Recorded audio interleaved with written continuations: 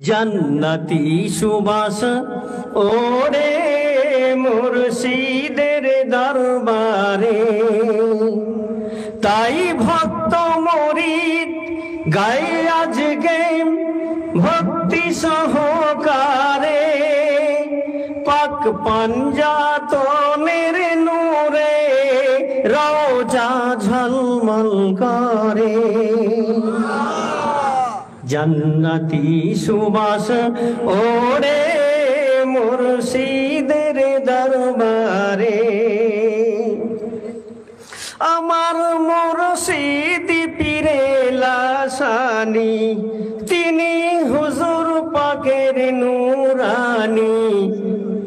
আমার মুর্শিদ পীরে লাসানি, তিনি হুজুর পাকের নূরানি।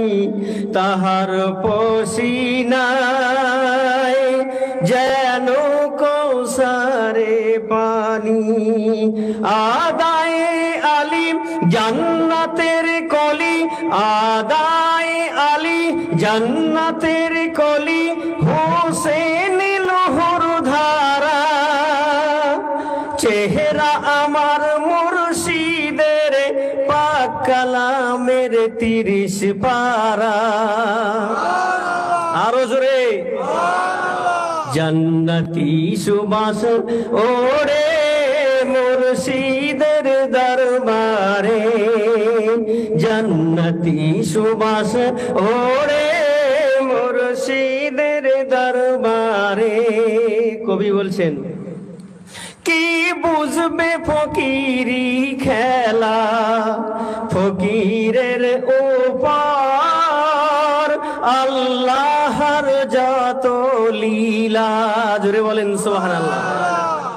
কি বুঝবে ফকিরি খেলা, ফকিরের উপর আল্লাহর যত লীলা। কেহ আনা সাগর শুকায়। জোরে বলেন, এই আনা সাগর শুকায়নি?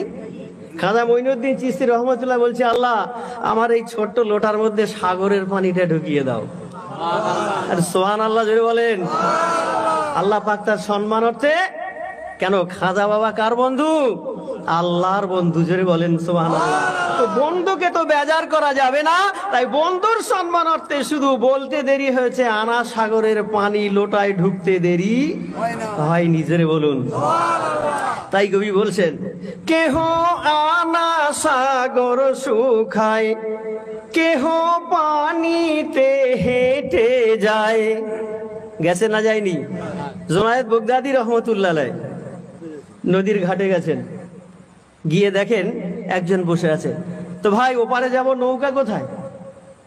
তো সে বেচারা বলছে, হুজুর কখন আসবে জানি না, আসতেও পারে নাও পারে। আল্লাহু আকবার, আসতেও পারে নাও পারে। তা আমি জুনায়েদ বাগদাদীর তো জরুরত ওপারে যাওয়া, তো কি করব? তিনি সূরা ইখলাস পড়ে নদীর উপরে হাঁটা শুরু করলেন। কি পড়ে? ইখলাস পড়ে। আমার মুর্শিদ কি দিয়েছেন? এই ইখলাস। ইখলাস পড়ে হাঁটা শুরু করেছে, নদীর মিডিল পয়েন্টে